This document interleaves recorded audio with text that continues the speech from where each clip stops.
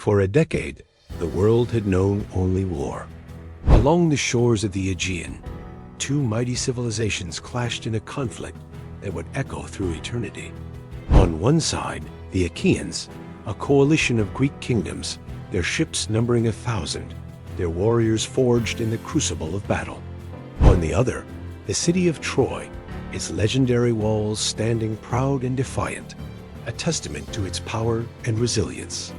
The war began over a stolen queen, Helen, but it had since become a maelstrom of pride, honor, and bloodshed, consuming a generation of heroes. For 10 long years, the sands outside Troy were stained with the blood of champions. Achilles had fought and fallen. Hector, the great protector of Troy, had been slain. Yet the city remained impregnable. The high stone walls of Troy were more than a defense.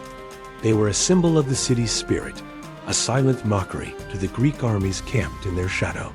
For 10 years, the Greeks had thrown everything they had at those ramparts. They had launched frontal assaults, their shields locked in phalanx formations, only to be repelled by a storm of arrows and stones. They had attempted to starve the city, but Troy's granaries were deep, and its supply lines, though strained, held firm. The gods themselves seemed to have a hand in the stalemate, with Hera and Athena favoring the Greeks, while Apollo and Aphrodite shielded the Trojans. The war had ground to a halt. Morale among the Greek soldiers was at its lowest, their spirits weathered by the relentless sun, the endless fighting, and the ghosts of their fallen comrades. Desperation crept through the camp like a plague. The war was unwinnable, the city unbreakable. But in the darkest hour, when defeat seemed inevitable, a different kind of weapon was conceived. Not one of brute force, but of cunning. The idea came from Odysseus, the king of Phthia, a man known less for his strength in battle and more for his brilliant, scheming mind. He watched the unbreachable walls and understood that what could not be taken by force might be taken by deception. His plan was audacious, bordering on madness. The Greeks would build a monument, an offering to the gods, so grand that it would capture the imagination of their enemies. They would construct a colossal horse from the wood of their ships, a hollow beast large enough to conceal their finest warriors. It was a gamble of epic proportions, a single desperate roll of the dice upon which the fate of the entire war would rest. With a newfound secret purpose, the Greek camp stirred to life. The air filled with the sounds of saws and hammers as shipwrights dismantled their own vessels to construct the monstrous effigy. Under the watchful eye of the master builder, Hippias, the great horse began to take shape. Its legs were as thick as ancient trees, its body a hollow cavern of dark wood, and its head carved with an impassive, godlike stare. It was a masterpiece of both engineering and psychological warfare. As the final planks were nailed into place, a silence fell over the camp. The moment had come. Odysseus, along with a select group of Greece's most courageous soldiers, prepared to climb into the belly of the beast. They were sealing their own tomb, trusting their lives to a wooden shell and the folly of their enemy. Then, as dawn broke, the remaining Greek army set fire to their camp, boarded their ships, and sailed away, seemingly in full retreat.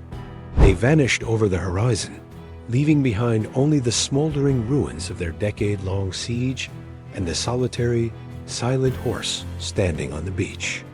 The Trojans awoke to an unbelievable sight. The endless sea of Greek tents was gone. The shores, so long crowded with enemy ships, were empty. A stunned silence gave way to shouts of disbelief, then to roars of victory. The war was over. They had won. As they streamed out of the city gates, their eyes fell upon the colossal wooden horse. It stood as a strange, silent sentinel on the abandoned battlefield. A gift? An offering to the gods for a safe return journey? Most Trojans saw it as a trophy, a symbol of their hard-won triumph. But one man saw it for what it was. Laocoon, a priest of Apollo, rushed forward, his voice filled with dread. He struck the horse's flank with his spear. the hollow sound echoing ominously. "I fear the Greeks," he cried, "even when they bear gifts." His warning hung in the air, a chilling prophecy. But his words were dismissed. At that moment, monstrous sea serpents, sent by the vengeful gods, rose from the waves and dragged Laocoon and his sons to their deaths. The Trojans saw this not as a sign to heed his warning, but as divine punishment for his sacrilege. The fate of Troy was sealed. Blinded by pride and ecstatic with a victory they believed was theirs, the Trojans made their fateful decision. The horse was too magnificent to be left outside. It must be brought within their walls as an offering to Athena, to secure her favor for their city. With ropes and rollers, the entire populace strained to pull the massive structure through the Cian Gate, even tearing down a section of their own inviolable wall to accommodate its immense size. The city erupted in celebration. For the first time in 10 years, the sounds of war were replaced by music and laughter. Wine flowed freely, and the people of Troy danced in the streets, celebrating a peace they had long forgotten. They reveled in their deliverance, their joy so profound, their relief so absolute, that it eclipsed all caution. The great wooden horse stood in the heart of their citadel, a silent guest of honor at a feast for the doomed. Inside the dark, cramped belly of the horse, time stood still.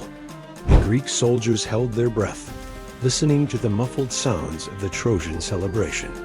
They could hear the songs, the cheers, the joyous cries of the city, convinced of its victory. Every sound was a torment, a reminder of the thin wooden wall separating them from discovery. Sweat trickled down their faces in the suffocating heat. Muscles cramped. Fear gnawed at their resolve. Odysseus, their commander, moved among them, a silent shadow in the darkness, his hand on her shoulder, a whispered word of encouragement, holding their fragile courage together. They were a handful of men, trapped in a wooden prison, surrounded by an entire city of their enemies. Their mission was simple: wait for the city to fall into a drunken slumber, and then become its nightmare. As night deepened, the sounds of celebration slowly faded, replaced by the heavy silence of a city lost in sleep. The fires in the streets dwindled to embers. The last drunken song died out. This was the moment they had been waiting for. A signal was given, a single shining lamp from the top of Achilles' tomb, lit by a Greek spy. Far out at sea, the Greek fleet saw the light and turned its prows back toward the shores of Troy. Inside the horse, a hidden latch was opened, a rope ladder uncoiled, dropping silently to the ground. One by one, the specters of the Greek army emerged from the wooden shell. They moved like ghosts through the sleeping city, their swords drawn, their hearts pounding a drumbeat of vengeance. Their first task was the most critical: to open the gates that had defied them for a decade. Under the cover of a moonless sky, a small band of warriors reached the main gates. They overpowered the few guards who, lost in a drunken haze, offered little resistance. With a groan of protesting metal and stone, the massive gates of Troy swung open for the first time to a hostile army. At that exact moment, the full might of the Greek forces, having returned silently to the shore, swarmed into the city. There was no battle, only a slaughter. The Trojans, roused from their sleep, not by a call to arms, but by the screams of their neighbors, were caught completely unaware. The city that had stood defiant for 10 years was now a death trap. Swords flashed in the torchlight, and the dream of victory turned into a horrifying inferno. Chaos and fire consumed the great city. Flames licked at the sky, devouring homes and temples, turning the grand architecture of Troy into a funeral pyre. The pride of a civilization collapsed into ash and rubble. The Trojan men were cut down where they stood. The women and children were herded like cattle, their fates sealed as spoils of war. The royal palace, the heart of Trojan power, was breached, and King Priam was slain at his own altar. By dawn, the city of Troy was no more. The 10-year war had ended not with a final, heroic battle, but in a single night of brutal, calculated destruction. The smoke rising from its ruins was a testament to a victory born not of strength, but of unparalleled cunning. The story of the Trojan Horse has endured for millennia, a powerful symbol of deception and the hidden dangers that can lie within a seemingly benevolent gift. It has transcended its mythological origins to become a permanent fixture in our language and culture, a universal metaphor for any trick that involves secretly infiltrating an opponent from within. The tale serves as an eternal reminder that the greatest victories are not always won on the battlefield with swords and shields. Sometimes the course of history is altered by a single brilliant idea, by the audacity to think differently, and by the cold, calculated cunning that can bring even the mightiest of empires to its knees. The fall of Troy was not just the end of a war. It was the dawn of a legend, a timeless warning that the most formidable walls can be breached not by force, but by the ingenuity of the human mind. Follow for more epic stories